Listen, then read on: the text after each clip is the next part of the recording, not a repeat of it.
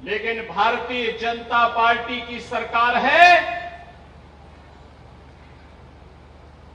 कि आजमगढ़ को विकास के साथ जोड़ने का ईमानदारी पूर्वक कार्य अगर किसी ने किया है तो भारतीय जनता पार्टी की डबल इंजन की सरकार है। भाइयों बहनों, एक और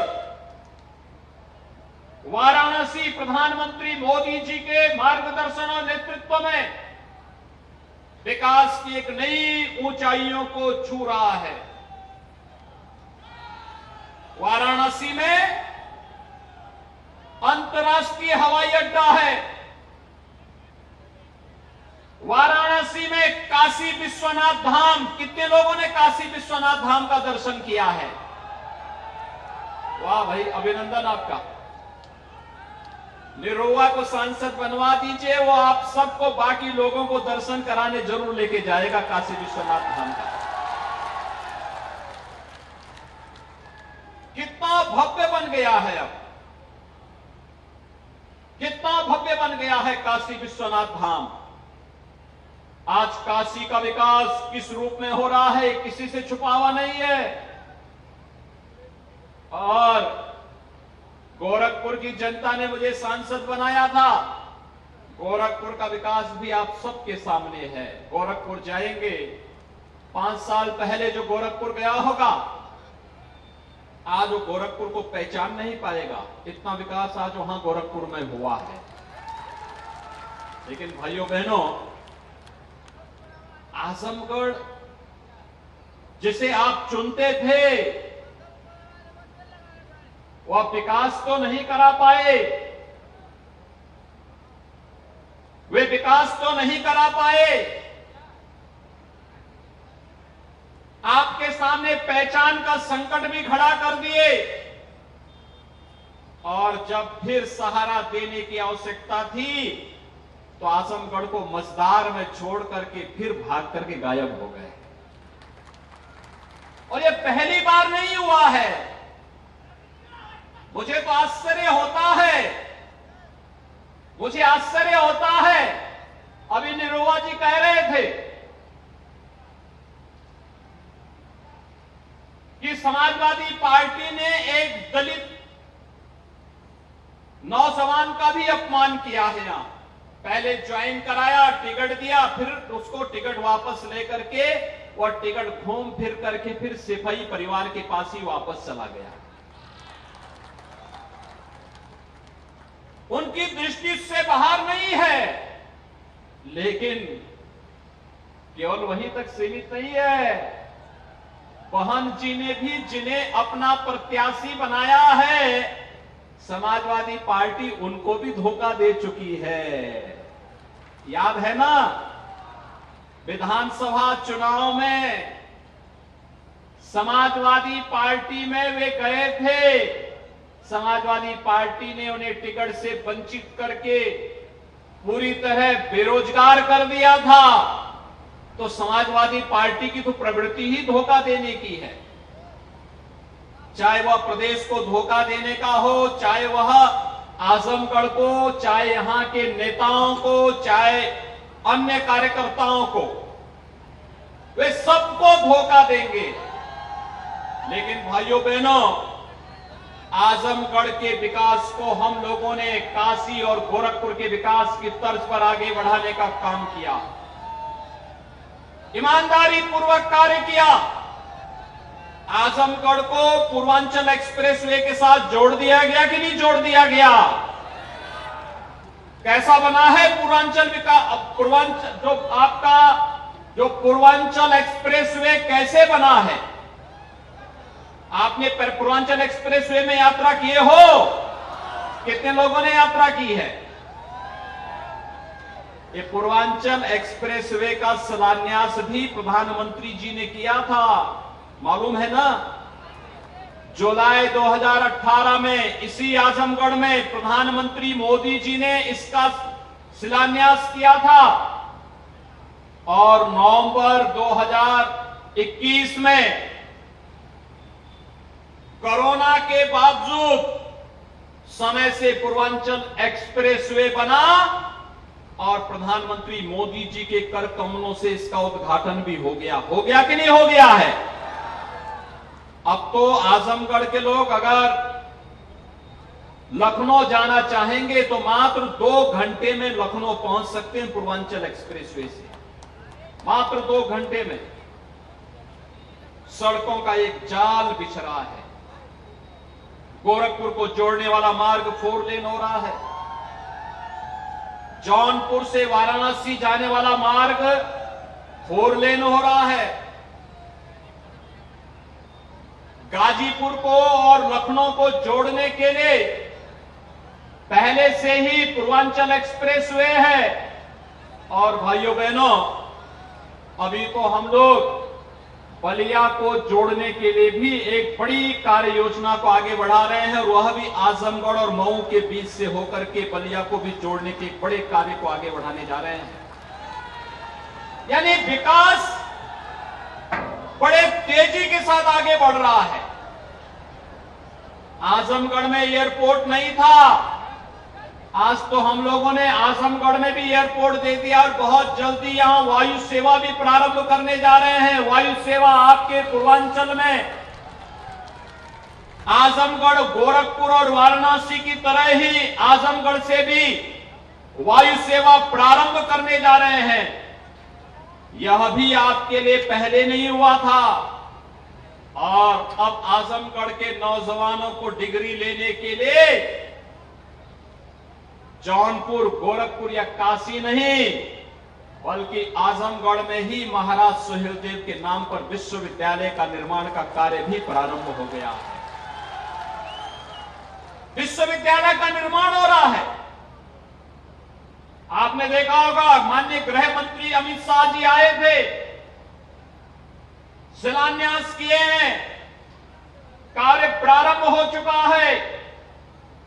इस सत्र में आजमगढ़ और मऊ से जुड़े हुए जितने महाविद्यालय हैं, इन सभी महाविद्यालयों को हम आजमगढ़ विश्वविद्यालय के साथ जोड़ने की कार्रवाई अंतिम स्टेज में चल रही है, और यही विश्वविद्यालय परीक्षा भी कराएगा। और जब विश्वविद्यालय का अपना भवन बन करके तैयार होगा, आजमगढ़ के नौजवानों को आजमगढ़ में ही डिग्री मिलेगी, और नौकरी की संभावनाओं को आगे बढ़ाने का काम भी कराएंगे।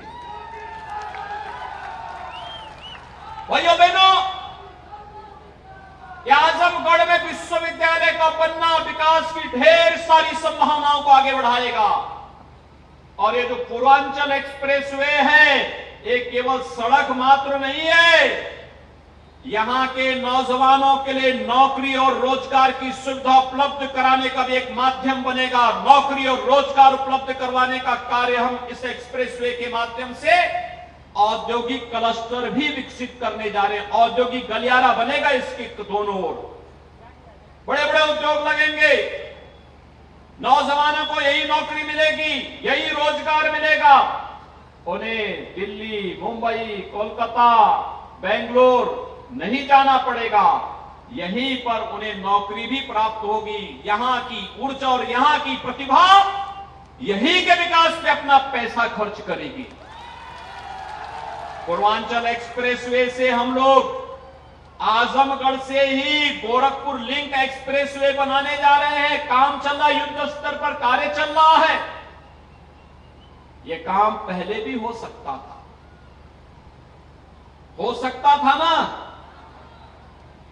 आपने 2-2 बार 2 पूर्व मुख्यमंत्रियों को सांसद बनाया था कि नहीं बनाया था?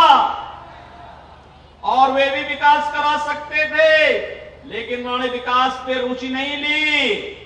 उनके लिए आजमगढ़ का विकास और उत्तर प्रदेश का विकास मायने नहीं रखता था।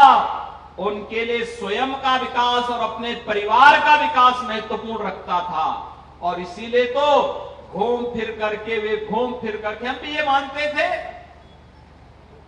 कि अखिलेशी विधायक बन गए हैं, तो अखिलेशी विधायक बनने के बाद आजमगढ़ को तो नहीं छोड़ेंगे, क्योंकि आजमगढ़ ने संकट के समय उनका साथ दिया था।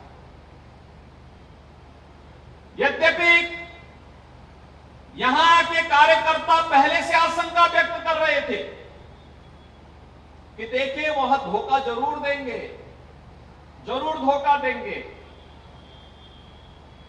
क्योंकि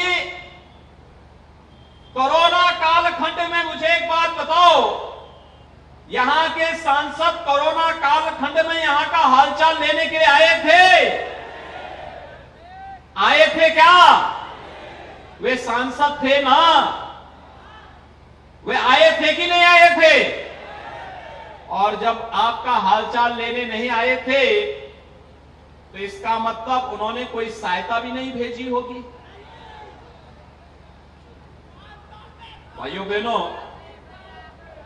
लेकिन कोरोना कालखंड में मैं 3 बार आया था आजमगढ़, 3 बार मैंने दौरा किया था यहां का। मैंने जिला अस्पताल का दौरा किया था, मैंने मेडिकल कॉलेज का भी दौरा किया था, मैंने यहां पर एक कोरोना से पीड़ित बस्ती का भी दौरा किया था, वहां के परिवार के लोगों से भी मैं मिला था। लोग मुझे कहे, अरे कोरोना है, आप कोरोना से पीड़ित लोगों को मिल रहे हैं। मैंने कहा भी देखिए, वह पीड़ित है और मेरा दायित्व है कि मैं उसकी पीड़ा में उसका साथ सहभागी बनकर के उसकी पीड़ा को दूर करने में योगदान दूं। अच्छा, मुझे एक बात बताओ, आप में से कितने लोगों ने कोरोना का वैक्सीन लगाया है? इसने कोरोना से आपको बचाया है ना? अखिलेश जी क्या बोलते थे? उन्होंने तो कोरोना का टीका नहीं लगाया है, चोरी छिपे लगाए हो अलग विषय है, लेकिन उन्होंने घोषणा की थी हम कोरोना का टीका नहीं लगाएंगे। और उन्होंने कहा था ना कि ये टीका बीजेपी का टीका है, उन्होंने कहा था ना कि ये मोदी जी का टीका है, बोला था ना। यानी जब देश संकट में है, एक महामारी के खिलाफ लड़ रहा था, तब अखिलेश जी देश को गुमराह कर रहे थे। सहयोग तो नहीं किए, आपके संकट में सहयोगी तो नहीं बने, लेकिन गुमराह कर रहे थे, आपके जीवन के साथ खिलवाड़ कर रहे थे। लेकिन मोदी जी ने और भारतीय जनता पार्टी की सरकार ने, डबल इंजन की भारतीय जनता पार्टी की सरकार ने फ्री में टेस्ट, फ्री में वैक्सीन और फ्री में राशन देने का भी काम किया। राशन मिला कि नहीं मिला? राशन दिया कि नहीं दिया? राशन मिलना होगा ना। 35 लाख लोग अकेले आजमगढ़ में कोरोना कालखंड में ही नहीं, अभी भी महीने में 2 बार राशन प्राप्त कर रहे हैं, महीने में 2 बार। भाइयों बहनों, पहले गरीबों को राशन मिलता ही नहीं था। वो वैक्सीन के खिलाफ दुष्प्रचार कर रहे थे, हम फ्री में वैक्सीन दे रहे थे। वे लोग गरीबों का खाद्यान्न खा जाते थे। हम लोग 15 करोड़ गरीबों को उत्तर प्रदेश में फ्री में राशन की सुविधा उपलब्ध करवा रहे थे, आज भी करा रहे हैं, आज भी करा रहे हैं। सब कुछ खुल चुका है, कोरोना समाप्ति की ओर है। लेकिन ये हमारा दायित्व था, संकट के समय में अपने लोगों के साथ हम खड़े होंगे।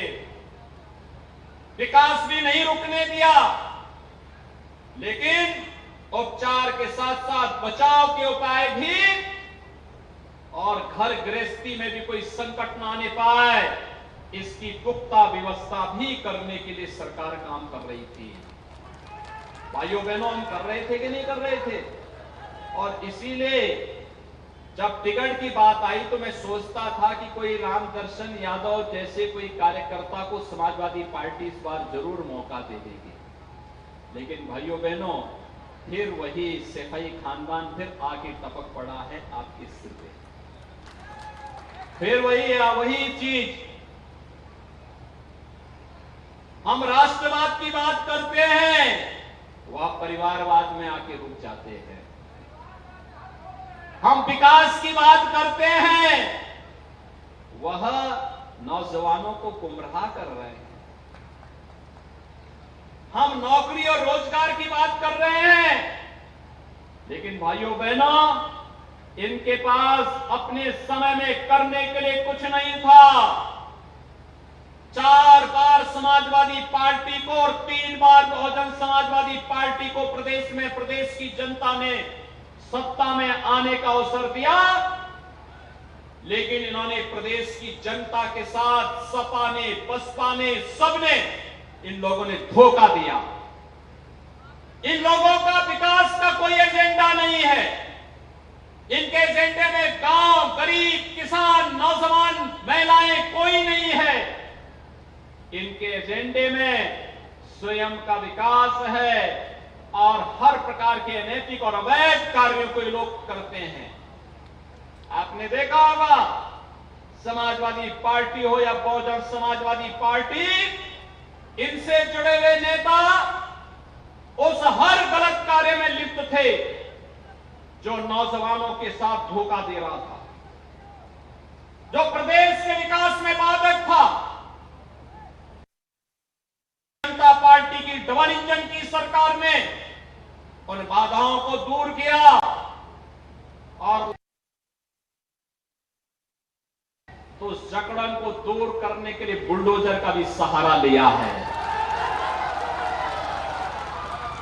है कि नहीं लिया है? और समाजवादी पार्टी यहां विकास के नाम पे क्या की? समाजवादी पार्टी ने इस चुनाव के दौरान भी उसके एक नेता का नाम आया था, जहरीली शराब में। आया था कि नहीं आया था? आया था ना। और 2017-18 में भी जब जहरीली शराब से आजमगढ़ में मौतें हुई थी, तब भी आया था, तब भी नाम आया था।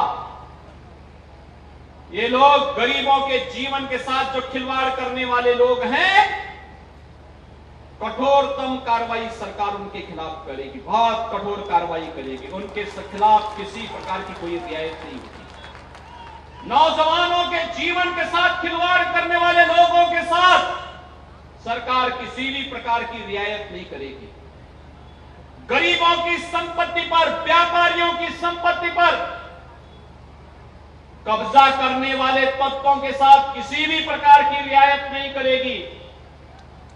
बेटी और बहनों की सुरक्षा के साथ सेंध लगाने वाले तत्वों के साथ किसी भी प्रकार की रियायत सरकार नहीं करेगी। और इसीलिए तो डबल इंजन की सरकार को जनता जनार्दन का आशीर्वाद प्राप्त हुआ।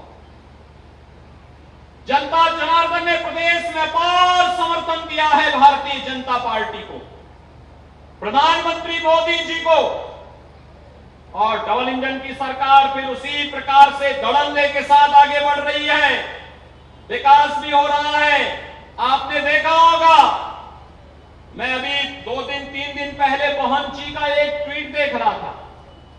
इससे पहले भी उन्होंने एक ट्वीट किया था। पता नहीं बहन जी को अचानक क्या याद आ गई, उनको लगा कि पता नहीं, उनके ट्वीट कभी कभी बड़े आश्चर्यचकित करने वाले हैं। उन्होंने ट्वीट करके कहा कि अलविदा के दिन सड़कों पे नमाज नहीं हो पाई। आपने देखा होगा, नहीं हुआ ना। पहली बार धर्मस्थलों से माइक के शोरगुल से मुक्ति का भी एक संदेश गया ना। माइक उतरे कि नहीं उतरे? अब तो शोरगुल नहीं है ना, अब तो नहीं है ना। और इसीलिए हम कहने के लिए आए हैं, सपा हो या बसपा, भाइयों बहनों, उत्तर प्रदेश के विकास के राहु और केतु हैं ये सब। ये ग्रह है, ग्रह क्रूर ग्रह है ये विकास के।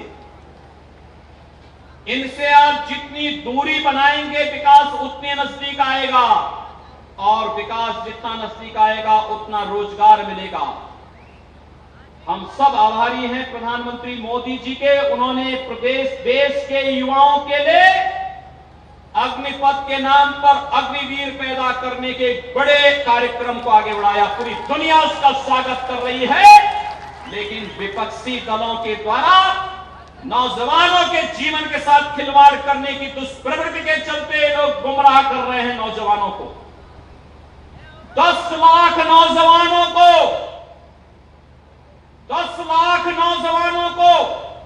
1.5 वर्ष के अंदर सीधे सीधे नौकरी मिलेगी, रोजगार मिलेगा, नौकरी मिलेगी। और 4 वर्ष यानी ट्रेनिंग के बाद 4 वर्ष का जो उनका टेन्योर होगा, इसमें 25% आर्मी में जाएंगे, वायुसेना और नौसेना में जाएंगे,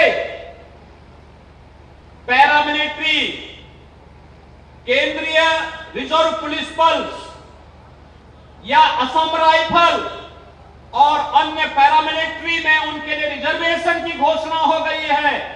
उत्तर प्रदेश सरकार ने, मध्य प्रदेश सरकार ने, उत्तराखंड सरकार ने और तमाम अन्य राज्य सरकारों ने कहा कि ये अग्निवीर जब आएंगे 4 साल के बाद, तो इन्हें उत्तर प्रदेश पुलिस के साथ साथ अन्य सेवाओं में हम भी प्राथमिकता देंगे, क्योंकि ये नौजवान हमारी एक विभूति होगी। यह हमारे लिए एक गिफ्ट होगा, जिसके पास ट्रेनिंग होगी, जिसके पास अनुशासन होगा, जिसके पास धैर्य होगा और विपरीत संकट के समय देश के लिए क्या जज्बा होना चाहिए, ये भाव होगा। ये नौजवान जब हमारा 18 से 21 वर्ष का ये नौजवान यूनिफॉर्म पहन करके जब अपने घर में आएगा, तो घर के लोग भी गौरव के साथ कहेंगे, अपने नौजवान पर गौरव की अनुभूति करेंगे कि देखे हमारा ये लड़का हाई स्कूल और इंटर पास करने के बाद अपना रास्ता स्वयं बना रहा है। उसको तमाम प्रकार की अन्य सुविधाएं उपलब्ध करवाने की बात हुई है, लेकिन भाइयों बहनों, नौजवानों के जीवन के साथ जिन लोगों ने खिलवाड़ किया था, याद करिए 2017 के पहले क्या होता था। कोई नौकरी निकलती थी और पूरा खानदान निकल पड़ता था, वो सूदी में निकल पड़ता था कि नहीं निकल पड़ता था। हमने तो 5 लाख सरकारी नौकरी दी है, 1,61,00,000 नौजवानों को हम लोगों ने निजी क्षेत्र में निवेश के माध्यम से उन्हें तमाम प्रकार से नौकरी और रोजगार उपलब्ध करवाया है और 60 लाख परंपरागत उद्यम में कार्य करने वाले परिवारों को भी स्वतः रोजगार के साथ जोड़ने का काम किया है। लेकिन मैं कहना चाहता हूं कि आखिर सपा और बसपा की सरकार के समय हमारे नौजवानों के साथ क्यों धोखा होता था। कोई नौकरी निकलती थी, नौकरी के नाम पे धोखा, पैसे वसूली शुरू हो जाते थे। बहन जी के हाथी का पेट तो इतना बड़ा है कि उसका पेट कभी भरता ही नहीं है, वो गरीबों का राशन भी खा जाता था और साथ साथ नौजवानों की नौकरी थी। और भाइयों बहनों, इस सिपाही खानदान से तो भगवान बचाए सबको। नौकरी, नौजवानों की नौकरी भी खतरे में थी और बहन बेटियों के साथ तो क्या बीतती थी ये सभी जानते हैं। और इसलिए भाइयों बहनों, हम सब आए हैं आपसे कहने के लिए, उपचुनाव में एक अवसर और दिया है आजमगढ़ को, और हमने तो आपके बीच के एक नौजवान कलाकार को दिया है। कलाकार एक गॉड गिफ्ट होता है, ईश्वर द्वारा प्रदत्त एक बिल्कुल एक उपहार होता है, हाथों हाथ लेना चाहिए। आपने देखा होगा, मैंने गोरखपुर की सीट छोड़ी और उसके बाद जब 2019 में चुनाव हुए, मैं एक भोजपुरी कलाकार को ही लेके गया और वो भी जौनपुर से लेके गया। मैंने कहा पूर्वांचल का नौजवान ही गोरखपुर में लड़ेगा। और रवि किशन शुक्ला गोरखपुर से सांसद हैं कि नहीं है? आए थे रवि किशन की नहीं आए थे? आए थे कि नहीं आए थे? रवि किशन गोरखपुर के से सांसद हैं कि नहीं है? तो गोरखपुर में रवि किशन सांसद हैं, और अगर निरुआ जो है आपका, निरुआ आपके यहां से शुरू हो जाने से सांसद बन जाएंगे तो विकास होगा कि नहीं होगा? होगा ना। घर घर जाएंगे, सबको बताएंगे, निरुआ को वोट देने के बारे में बात करेंगे। चुनाव के दिन ज्यादा से ज्यादा संख्या में वोट डालने के लिए जाएंगे कि नहीं जाएंगे? देखिए निरुआ, विकास को हमारे ऊपर छोड़ दीजिए। आप में से बहुत सारे नौजवानों को फिल्मों में काम करने के लिए वो आमंत्रित कर देंगे। बहुत सारे लोग बोल देंगे। और मुझे तो अभी मैं सोच रहा था राम दर्शन जी ने ज्वाइन किया, ऐसा तो नहीं कि वो फिल्मों में जाने के इच्छुक हों।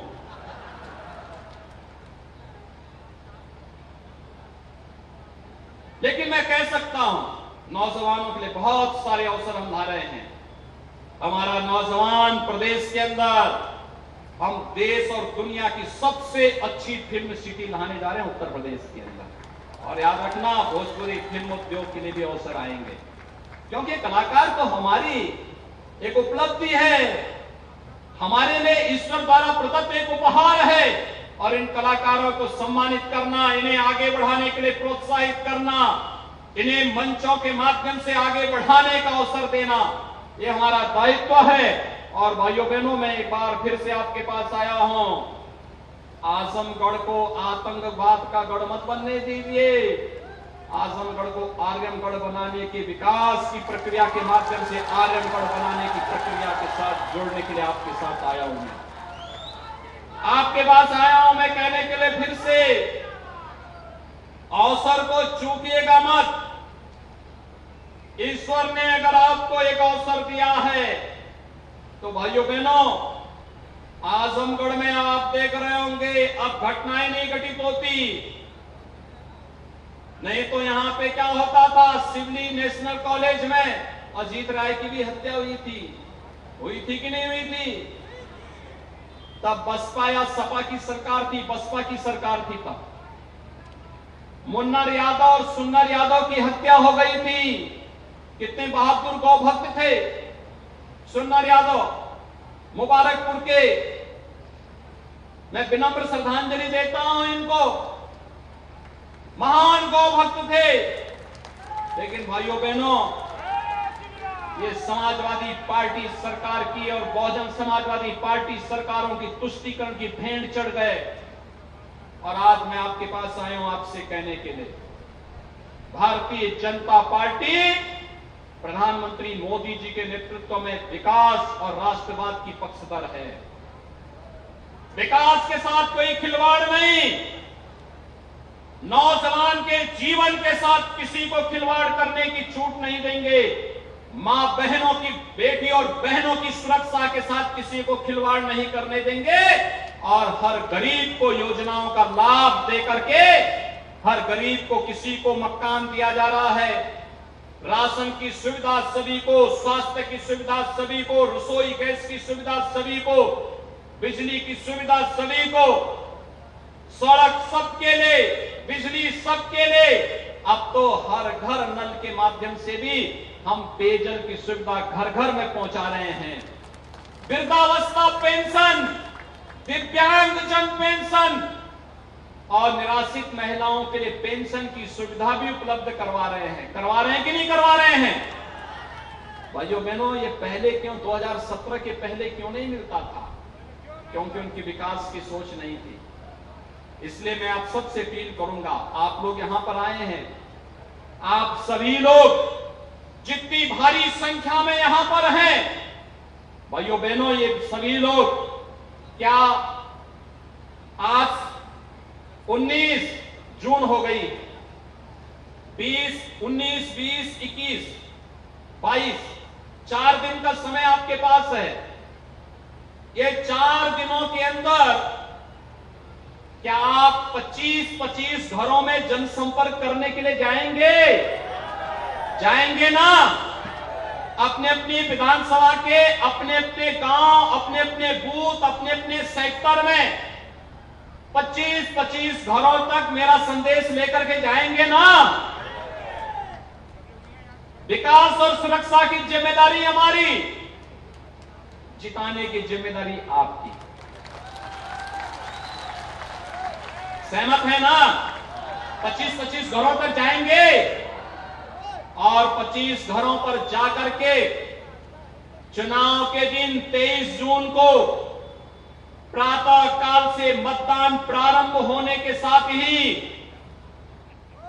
पोलिंग बूथ पर जाकर के पहले मतदान फिर जलपान के संकल्प के साथ जुड़ेंगे। सबको जोड़ पाएंगे? सब जोड़ेंगे?